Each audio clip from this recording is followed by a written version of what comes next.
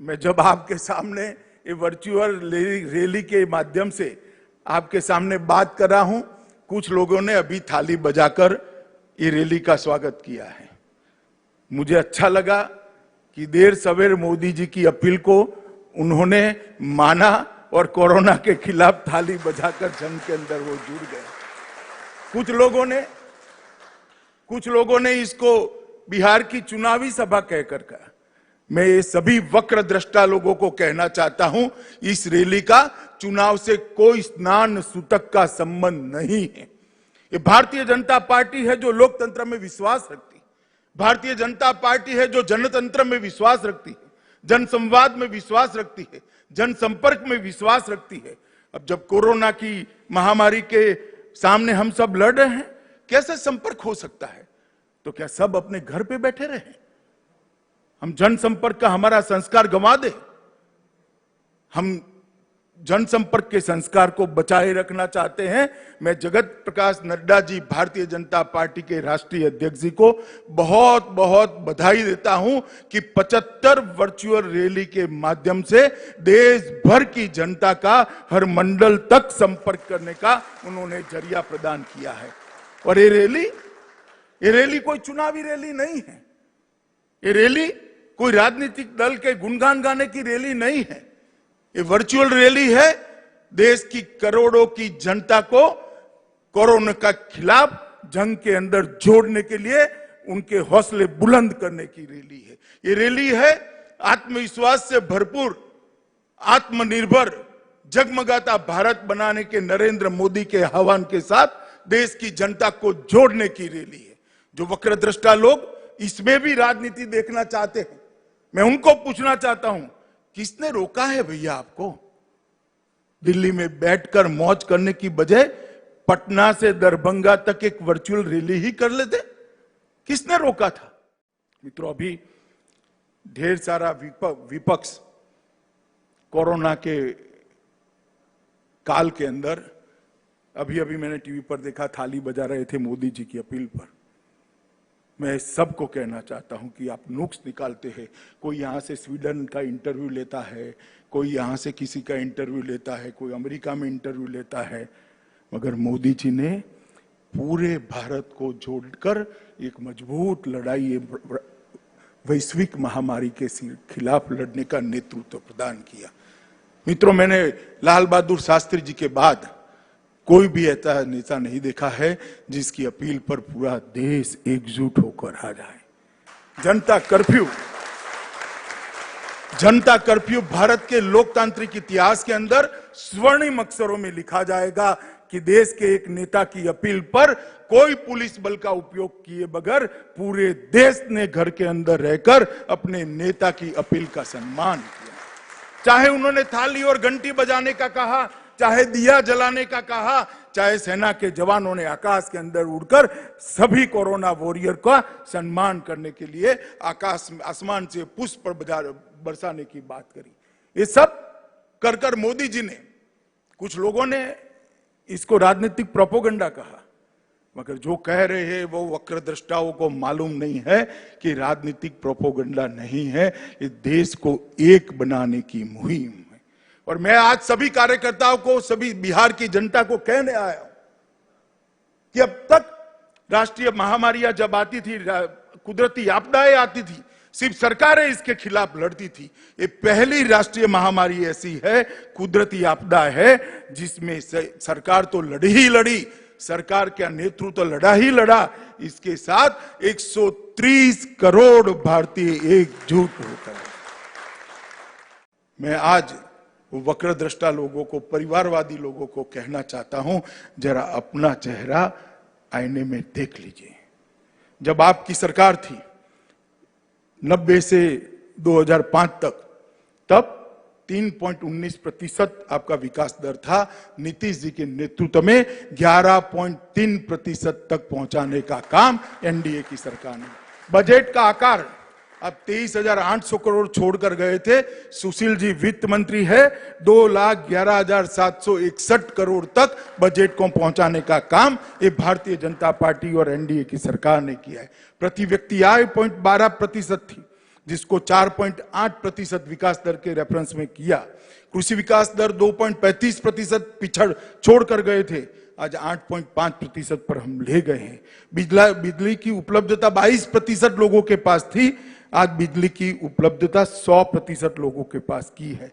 34% पक्की सड़कें थी, आज 96% सड़कों को पक्का कर दिया है।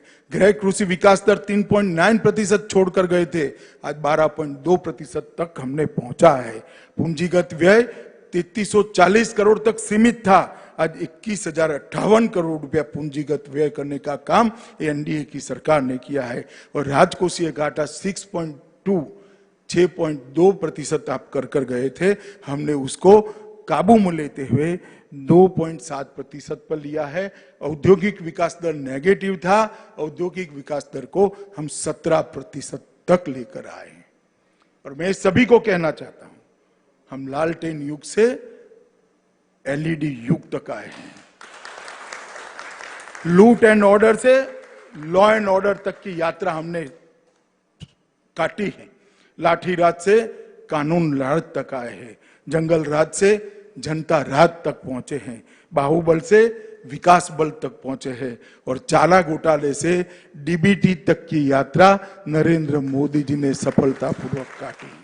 मोदी जी ने 6 साल के अंदर बिहार के लिए ढेर सारा काम किया है।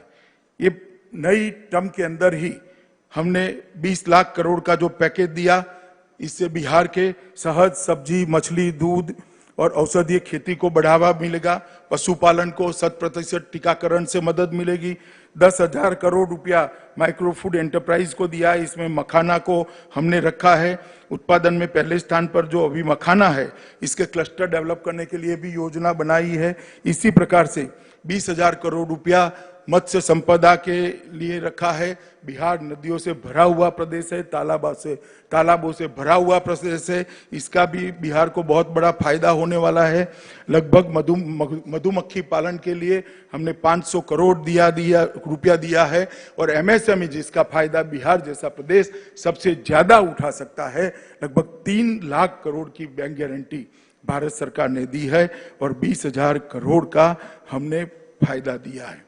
मित्रों, मोदी जी ने 2015 में बिहार के विकास के लिए 1,25,000 करोड़ का पैकेज दिया था, तब विपक्ष मजाक उड़ाता था। मैं आज हिसाब लेकर आया हूं, वो 1,25,000 करोड़ में से क्या हुआ। महामार्ग निर्माण के 54,000 करोड़, ग्रामीण सड़क के 14,000 करोड़, रेलवे के 9,000 करोड़, हवाई अड्डों के सुधार के लिए 2,700 करोड़, पर्यटन के लिए 600 करोड़, कौशल विकास के लिए 1,525 करोड़, पेट्रोलियम और गैस के लिए 21,000 करोड़, बिजली के लिए 16,000 करोड़, शिक्षा के लिए 1,000 करोड़ और स्वास्थ्य के लिए 600 करोड़, डिजिटल बिहार के लिए और 450 करोड़ का खर्च हम समाप्त कर चुके हैं और काम जमीन पर दिख रहा है। यही बताता है कि जो मोदी जी कहते हैं वो करते हैं। और मोदी जी ने जो कहा था, सबका साथ, सबका विकास और सबका विश्वास, इस सूत्र को इस 1.25 लाख करोड़ के पैकेज से चरितार्थ करने का काम किया। बैरोनी रिफाइनरी की क्षमता बढ़ाई गई, लगभग 14,000 करोड़। बैरोनी स्थित फर्टिलाइजर के अंदर 7,083 करोड़ रुपए का पुनर्निर्माण का खर्चा किया। बैरोनी के अंदर पॉलीप्रोपिलीन यूनिट की स्थापना की, नए 1,200 करोड़ लगाए। बैरोनी रिफाइनरी में BS6 फ्यूल को कार्यान्वित करने के लिए और 1,500 करोड़ लगाए। 670 किलोमीटर लंबी जगदीशपुर हल्दिया पाइपलाइन परियोजना को 2,300 करोड़ रुपए के माध्यम से शुरू किया गया। पारादीप हल्दिया दुर्गापुर LGP पाइपलाइन का विस्तार शुरू किया, इसके लिए 1,800 करोड़ आवंटित किए। NHAI ने 48 योजना में 54,700 करोड़ रुपया आवंटित किया। प्रमुख नदियों गंगा, सोन, कोसी के सेतुओं का निर्माण चालू है, कई जगह पूर्ण होगा। दक्षिण बिहार को उत्तर बिहार से जोड़ने वाला मोकामा से सिमरिया का पुल 8 किलोमीटर लंबा पुल, इसके लिए 1,161 करोड़ रुपया देकर काम प्रारंभ हो गया है। पटना गंगा नदी में दूसरा सेतु बनाने का काम शुरू हो गया है। भारत नेपाल सीमा पर एक समांतर रोड बनाने का काम लगभग 1655 करोड़ रुपए से चालू हो गया है। प्रधानमंत्री ग्रामीण सड़क योजना के तहत 22,500 किलोमीटर की सड़क 13,000 करोड़ रुपए से चालू हो गई है। बोधगया में IIM की स्थापना कर दी गई है। पूसा स्थित कृषि विश्वविद्यालय केंद्रों को केंद्रीय विश्वविद्यालय बना दिया गया है। कृषि के लिए लगभग बांबू और पशु सीमेंट केंद्र का 130 करोड़ का सेंटर बनाया गया है। एयरपोर्ट में 1200 करोड़ की लागत से पटना एयरपोर्ट का विस्तार हो रहा है।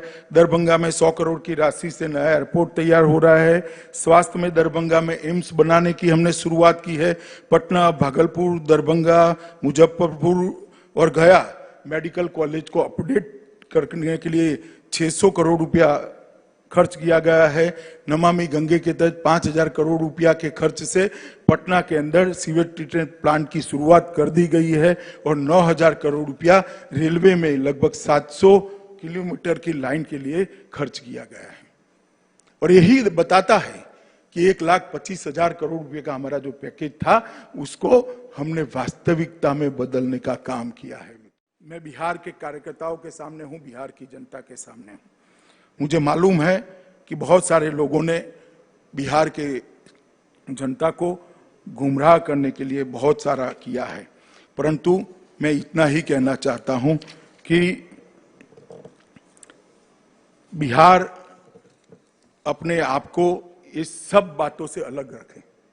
बिहार की जनता और विशेषकर प्रवासी मजदूर अपने आप को इन बातों से अलग रखें।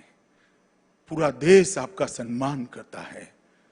मैं आज इस मंच से कहना चाहता हूं, इस मंच से एक्नॉलेज करना चाहता हूं, देश का कोई भी हिस्सा हो, चाहे मुंबई हो, दिल्ली हो, हरियाणा हो, गुजरात हो, कर्नाटक हो, तमिलनाडु हो, जो विकसित है इसकी नींव में जाएंगे तो मेरे बिहार के प्रवासी मजदूर के पसीने की महक आती है।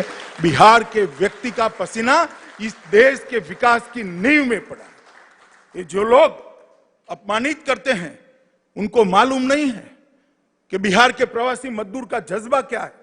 वो एनालिसिस नहीं कर पाते हैं कि मोदी जी ने प्रवासी मजदूरों को सुरक्षित रखने के लिए कितना काम किया है। जब से कोरोना की महामारी आई, सब जिलों के अंदर अभी स्वास्थ्य की व्यवस्थाएं नहीं बनी थी। मोदी जी ने वीडियो कॉन्फ्रेंस कर सभी प्रदेश के मुख्यमंत्रियों को कहा कि जहां जहां प्रवासी मजदूर है, यूपी का है, बिहार का है, उड़ीसा का है, बंगाल का है, नॉर्थ ईस्ट का है, उसको सम्मान के साथ रखा जाए, इनके कैंप बनाए जाए, इनकी भोजन की व्यवस्था की जाए और भारत सरकार से खजाने से 11,000 करोड़ रुपया वो प्रवासी मजदूरों के भोजन के लिए तुरंत ही इन राज्यों को दे दिया गया।